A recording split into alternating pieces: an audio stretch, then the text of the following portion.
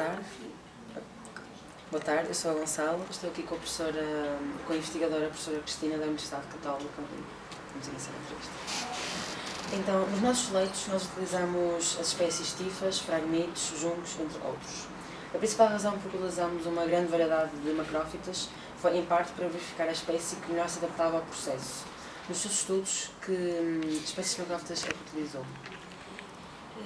Eu já desenvolvi diferentes aplicações em que utilizei plantas. Portanto, dependendo da aplicação, do tratamento, do tipo de água que queremos tratar, podemos também adaptar as espécies que são mais, que têm uma capacidade maior de depuração e também que são mais resistentes em termos toxicológicos, que conseguem sobreviver a contaminações maiores. Portanto, essas espécies que referiu são importantíssimas, existem nas zonas úmidas naturais e nos nossos rios e foram uma opção ótima e portanto, são uma solução bem adaptada para o efeito que pretendem. No meu caso, eu já utilizei essas três também que referiu e também plantas ornamentais, no caso do tratamento de águas domésticas. Portanto, elas têm que ser escolhidas porque têm que estar em contacto com a água, portanto, têm que ser plantas aquáticas ou semi-aquáticas, têm que ter um bom sistema radicular para levar o oxigênio e terem ali um desenvolvimento em termos de bactérias também otimizado.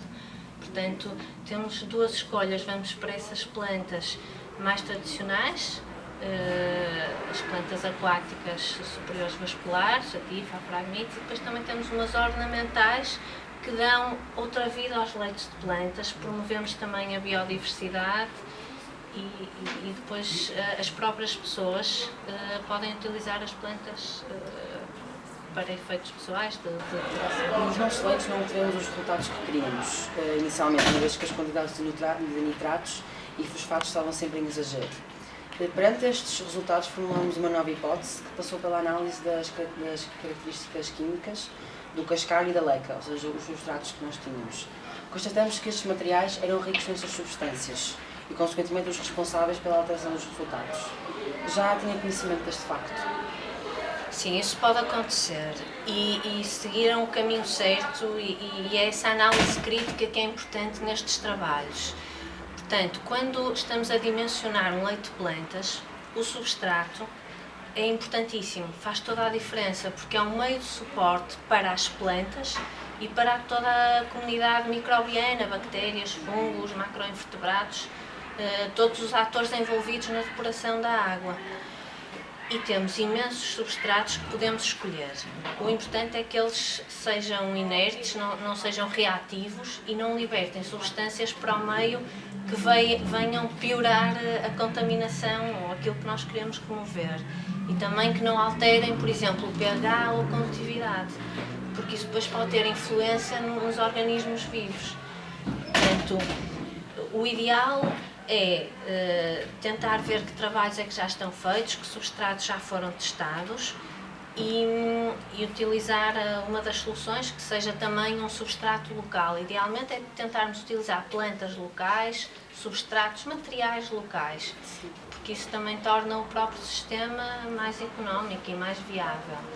E o caminho que seguiram foi muito importante porque foram ao fundo da questão. O que é que se passa? Porque é suposto o leite de plantas remover os contaminantes e não depois as concentrações serem mais elevadas. Por isso, agora o que poderão fazer é depois que estratégia é tomar, tendo em consideração que já identificaram esse problema e é uma questão a pensar. Então acha que poderia ter um estudo mais aprofundado? Sim, eu penso que pode ter dito que os resultados não foram os mais favoráveis, mas se virmos de um ponto de vista em termos científicos, são muito interessantes, porque colocam novos desafios relativamente ao estudo dos substratos e escolher e a evolução, porque às vezes há uma libertação inicial, mas depois há uma estabilização e deixa de ser um problema. Portanto, é interessante fazer esse acompanhamento. Quais são as vantagens destes leitos comparadamente com os restantes sistemas convencionais? Estes leitos tem diversas vantagens e tem também algumas limitações, como todos os sistemas.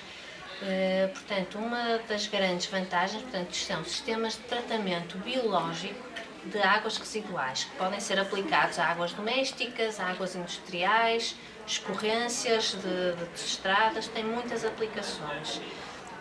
Uma das grandes vantagens é, em termos económicos, é um sistema de baixa tecnologia, portanto, o preço de implementação e dos próprios materiais tem um baixo custo comparado aos sistemas convencionais.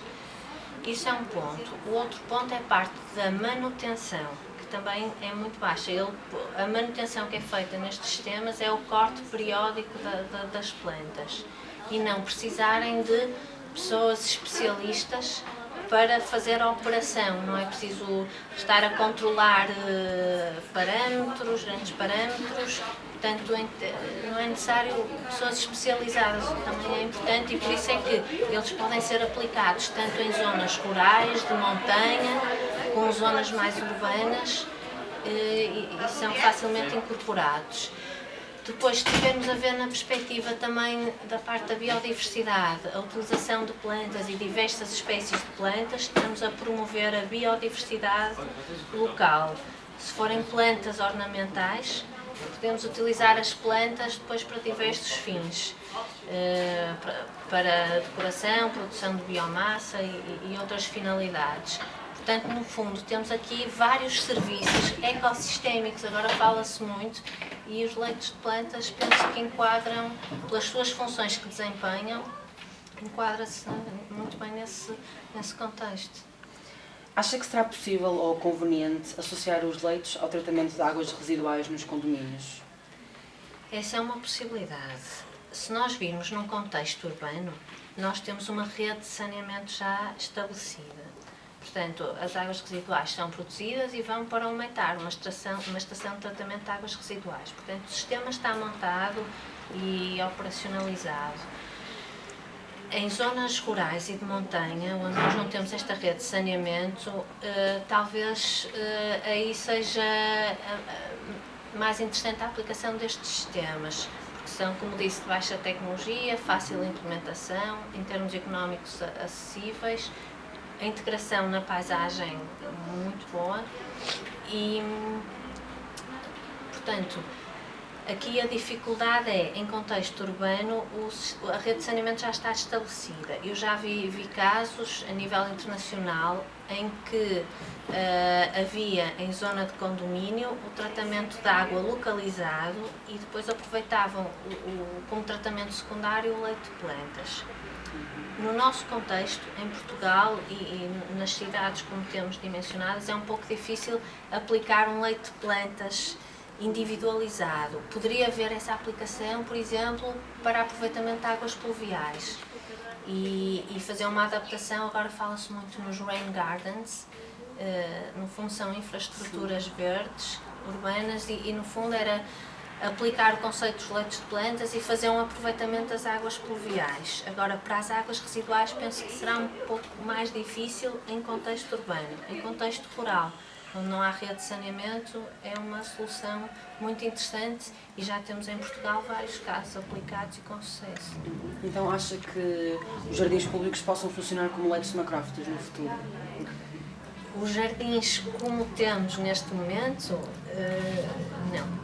Mas poderão ser adaptados e poderia-se tirar proveito dos tais rain gardens ou os jardins de águas pluviais, podem ser aproveitados e nos Estados Unidos estão agora a começar a fazer isso, exatamente para aproveitar, porque a água é um bem escasso, nós damos como algo adquirido, mas estamos numa realidade em constante mudança com as alterações do clima, portanto, temos que ter respostas.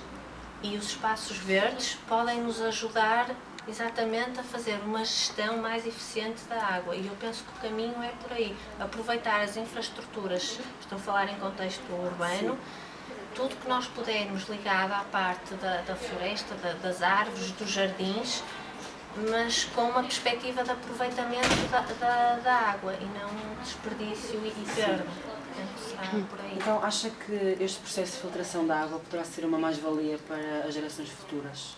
Sabendo que a água neste momento é um dos tópicos que tem sido mais discutido na opinião nacional. Sim, sem dúvida. Nós aqui com os leitos de plantas estamos no fundo a imitar a natureza de uma forma otimizada. Isto é um processo natural, biológico, como já referi. E se nós pudermos integrar da melhor forma com a natureza, no fundo sermos uma extensão dela, melhor, e podemos otimizar no fundo essa relação. Portanto, eu acho que é por soluções mais sustentáveis. Quando eu digo sustentáveis é na perspectiva de não utilizar determinados químicos ou soluções de elevada tecnologia e se calhar tentar com menos, porque já existem. Estas soluções já existem, é aplicá-las, pô-las em prática e ter o conhecimento para as disseminar também, que é importante é levar o conhecimento às pessoas, porque eu acho que há uma abertura muito grande para estas tecnologias, têm que ser disseminadas e é o conhecimento chegar às pessoas. Qual é a sua opinião sobre parcerias entre escolas superiores e escolas secundárias? Acho que tem toda a vantagem. As duas instituições, ou as duas entidades, no fundo, geram conhecimento e são foco de formação e de orientação para a comunidade. Portanto, eu acho que faz todo sentido haver essa colaboração, mesmo que sejam níveis diferentes, porque só assim é que nós podemos avançar no conhecimento, na inovação e motivar também a comunidade e os alunos. Portanto, eu também desejo as maiores felicidades e pelo que conseguiram fazer com o vosso trabalho, a vossa visão, porque também envolveram várias instituições, e dou os parabéns pela motivação e interesse nestas tecnologias e nestas soluções, porque assim também estão a divulgar e a avançar no conhecimento. Muito obrigada pela sua disponibilidade e por tudo. Obrigada.